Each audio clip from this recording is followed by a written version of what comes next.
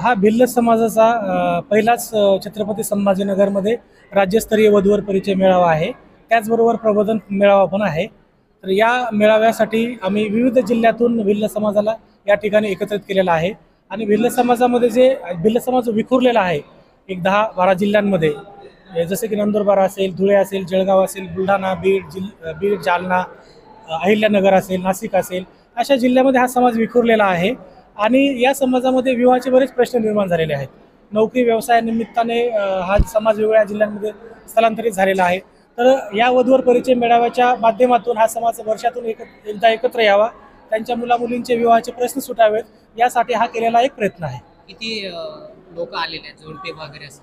या ठिकाणी जवळजवळ एक 150च्या जवळजवळ जोडपे आलेले आहेत. 150च्या जवळजवळ.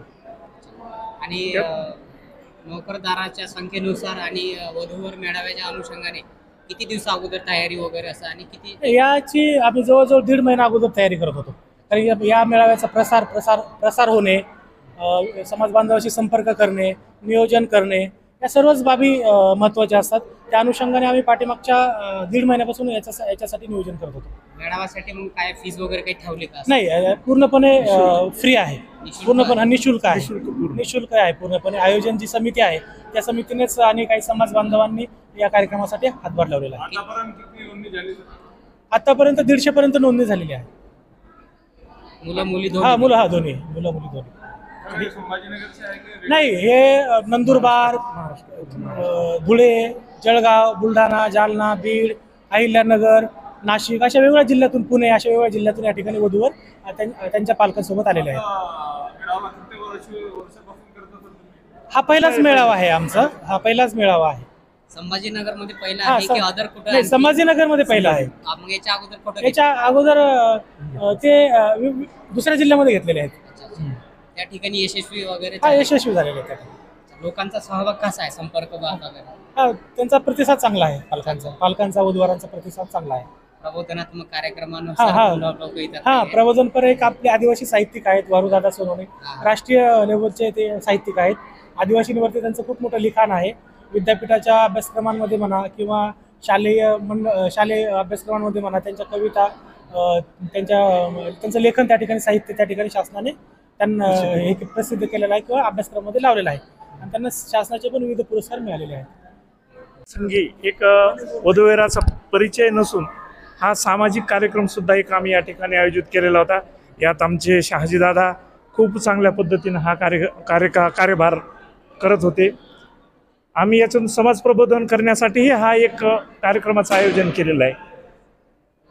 मंच काय कसं आहे, लोक होतात दोन्ही, म्हणजे वधूवर मेळाव्याबरोबरच आम्ही समाज प्रबोधनाचाही कार्यक्रम या ठिकाणी केलेला आहे. म्हणजे या ठिकाणी वेगवेगळे साहित्यिक या ठिकाणी आलेले, त्या दृष्टिकोनातून त्यांनी समाजामधल्या अनिष्ट रूढी, परंपरा आणि आमच्या रूढी कशा असाव्यात, त्याची जोपासना कशी करावी, या बाबतीतही या ठिकाणी आम्ही प्रबोधन करण्याचा प्रयत्न केलेला आहे. म्हणजे सामाजिक उद्देश, सामाजिक सांस्कृतिक उद्देश दोन्हीही डोळ्यासमोर ठेवून हा कार्यक्रम आम्ही या ठिकाणी आयोजित केलेला आहे. आणि याला लोकांचा सर्वांचा चांगला प्रतिसाद लाभलेला आहे.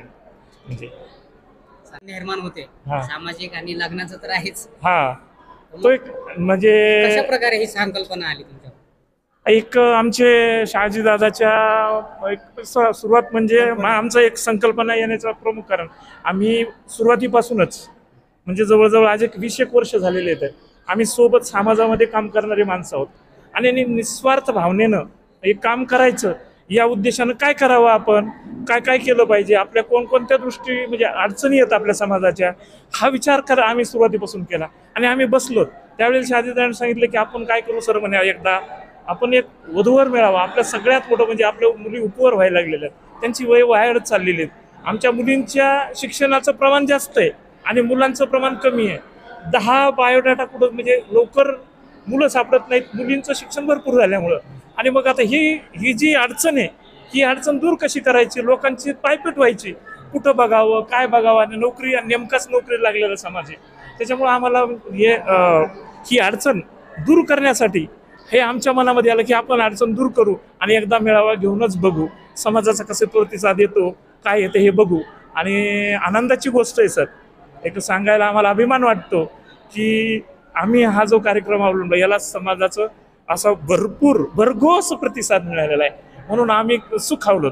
आमची जी मेहनत होती, आम्ही 1.5 महिन्यापासून आमचे शाळेदादा तर रात्री झोपले पण नाहीत. ते सकाळी 10 वाजेपर्यंत त्यांनी काम केलेलं आहे, म्हणजे सकाळच्या. आणि याचा म्हणजे परिश्रम घेतले आम्ही, मेहनतीचं फळ आम्हाला भेटलं असं आम्हाला वाटतंय. एवढं म्हणजे मग चांगलं वाटतं बा त्या बाबतीत. या ठिकाणी समाजामधले आमची जी प्रतिष्ठित मंडळी होती दिलेले होतं. येणारही आहेत आमच्याकडं, आपल्या तालुक्याचे आमदार येणारही आहेत. आणि बाकीची आमची जी समाजामधली प्रमुख मंडळी होती ती मंडळी या ठिकाणी आलेली होती. आम्ही जी आमच्या म्हणजे जी IPS अधिकारी होती, जी मोठ्या पदावर गेलेली मंडळी होती, तेही होते. साजनदादा सोनवणे सारखी आमचे मंडळी या ठिकाणी आलेली होती.